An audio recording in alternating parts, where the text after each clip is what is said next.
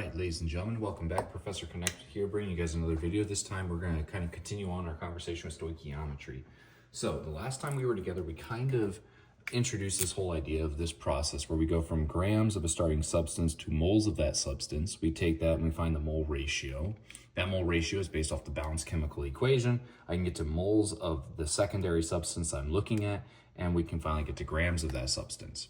So one thing to keep in mind is last time we were together, we kind of only started from here and ended at moles of B. So we kind of only went from this point to that point. We didn't really include anything more than that. So today what we're going to be doing is going through the whole thing from grams of A to grams of B. I'm not going to do the atoms yet. Atoms will be a separate part even yet, just so you guys kind of have this broken down to 3 distinct smaller parts or chunks. So anyway, ladies and gentlemen, first of all, I have a couple things I want to remind you of. How do we go between grams and moles? To go just between these two steps, no matter where we are in the chain, we are going to use the molar mass. The molar mass is our mass from the periodic table. And so we will use those amounts. So I am going to write a question to go with this because I realized I didn't pre-write a question to go with this. I'm trying to write these questions in different types of ways. That way you guys can see different types of problems. That way, hopefully, when you go to see this on a quiz or a test or anything like that, you don't just say, well, this doesn't sound like what we have learned before. And, well, hopefully then you actually have a little bit better foundation to actually base everything off of.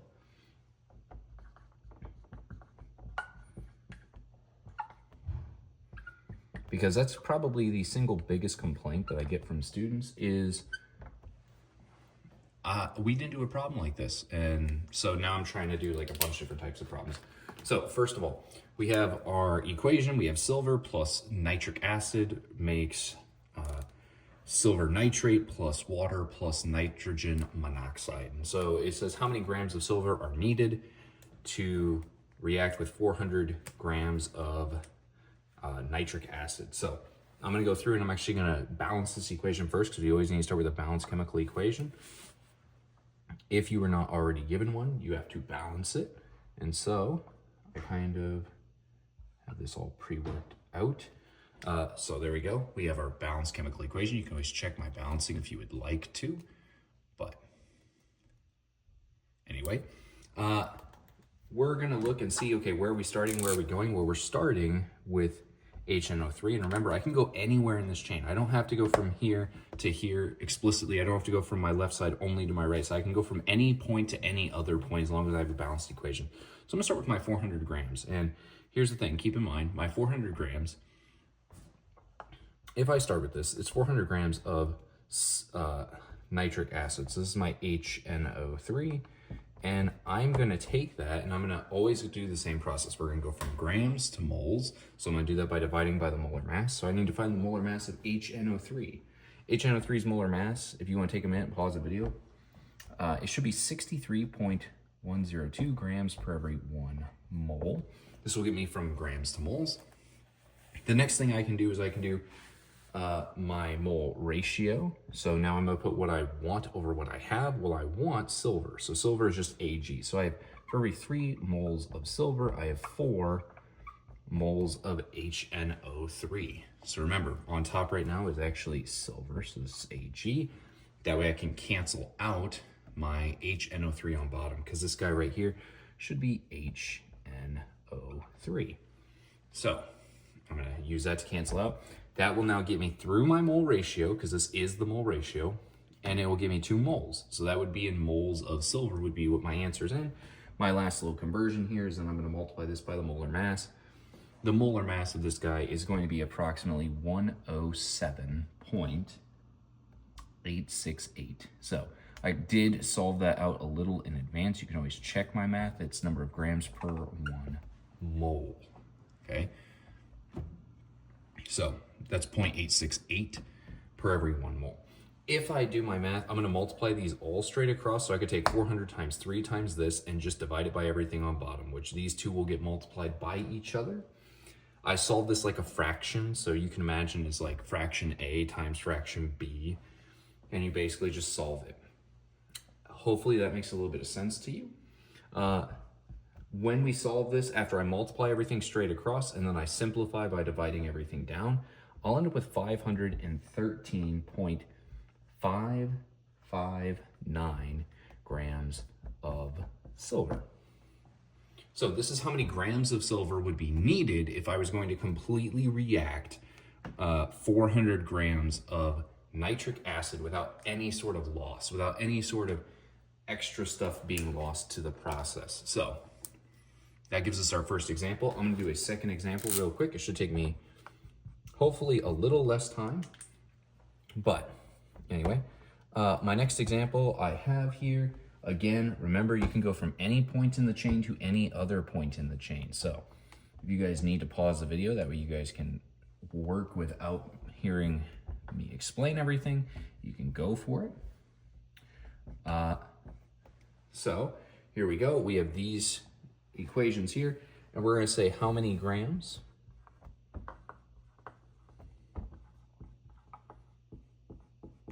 of N2O4, which is dinitrogen tetroxide, will be used if 260 grams of N2H4 are used.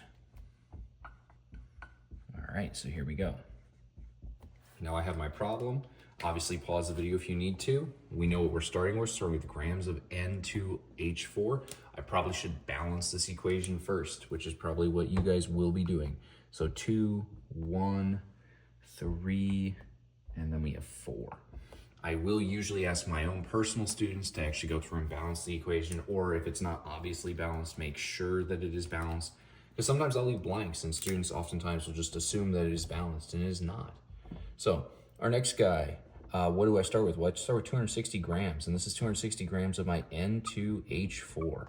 I always put that over 1 because that's my starting amount. So I'm in my chain. Where am I at? I'm at the very beginning. I'm going to take that chain. I'm going to push it to go into my moles. So for every 1 mole of, again, my N2H4, I'm going to have my molar mass, which is 32.046. You can find that from the periodic table. Now I'm going to balance this, right, with my numbers. I'm going to put what I want over what I have. So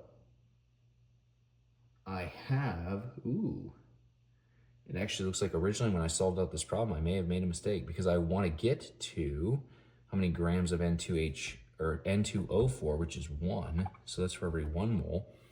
And then my answer, how many do I have? I have 2 moles. And so this is 2 moles of N2H4. That way it all cancels out. And then we're going to take that and we are going to multiply that by the molar mass of N2H4, which should be 92.01 grams over 1 mole. So everything up here is correct. If you guys want to, take just a minute to calculate out this answer. All right, and once you actually calculate out that answer, you should end up at 373.254 grams of our final compound, which is N2O4. Keep in mind, this is, again, making sure this step right here, this middle step where I have moles over moles, this is my mole ratio step. Okay, this is the step that I find what I want over what I have. And those numbers are based on the balanced chemical equation. The number I want is the coefficient. The number I have is what I'm currently working in. So it's still from the balanced chemical equation. I currently have N2H4, so I have 2 of them. And that's kind of my process here. So that gives you guys a rundown of part 2 of using the stoichiometric process and going through this. This time we finally went from grams of A all the way through until we got to grams of B.